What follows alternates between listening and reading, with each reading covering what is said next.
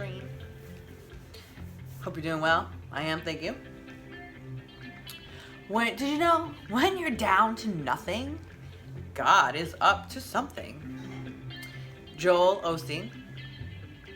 Sing, O barren woman, you who never bore a child.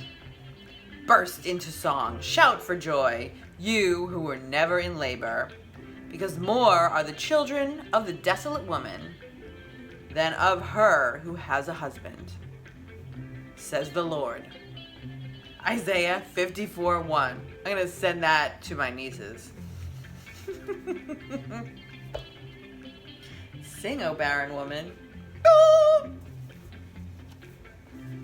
You know, more people should know about these things because so many women are made to feel, or do just feel, like lesser if they don't have children or they can't have children, or like that's their purpose in life, and if they're not doing it, they're not filling their purpose. That's not my purpose.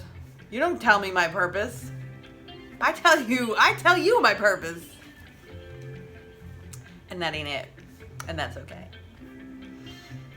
With a strong affirmation of our goodness and a gentle understanding of our weakness, God is loving you and me, or loving us, you and me, this moment, just as we are and not as we should be. Brennan Manning. Just as we are and not as we should be. That's called unconditional love. And you will probably not get that from a human person. But that's the goal, right? But don't be upset if you don't get it, because that's like, we got all these things keeping us separate, right? And that's the real dilemma on our planet, is that we're all separate. We're not. For your mother, your maker, because this would be weird. Your mother is your husband. What?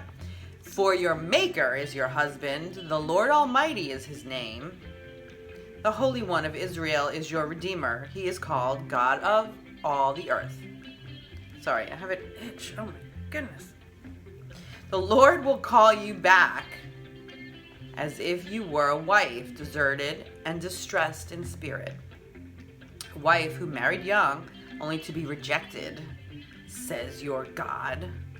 For a brief moment, I abandon you, but with deep compassion, I will bring you back. In a surge of anger, I hid my face from you for a moment, but with everlasting kindness, I will have compassion on you, says the Lord, your Redeemer. Isaiah 54:4-8. See? Even God's gonna leave you. No. I'm just joking. I don't really think that's true. But I don't know either. The Lord will give strength to his people. The Lord will bless his people with peace. Psalm 29:11.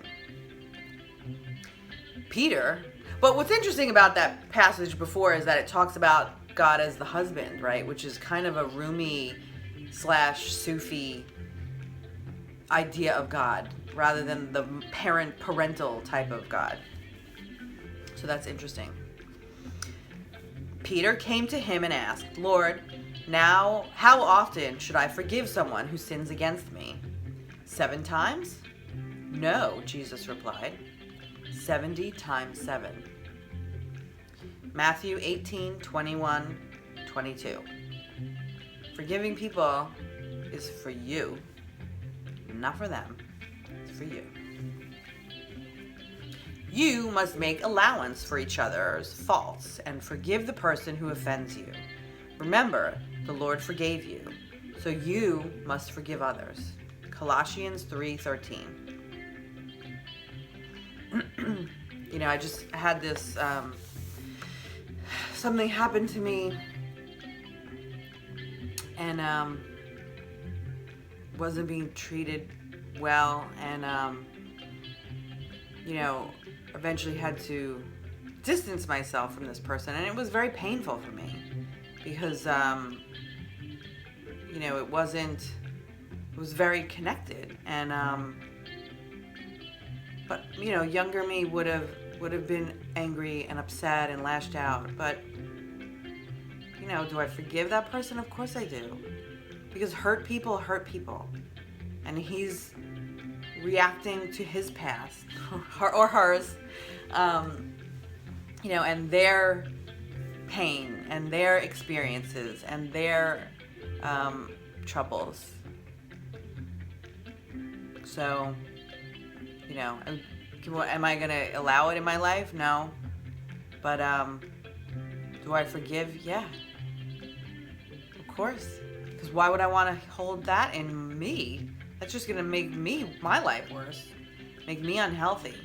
Right? Because all that creates bad chemicals that ruin your body. No. So forgiveness is for you. There is forgiveness of sins for all who turn to me. Luke 24:47. And, I don't know, according to my teaching, there's forgiveness of sins for all, right?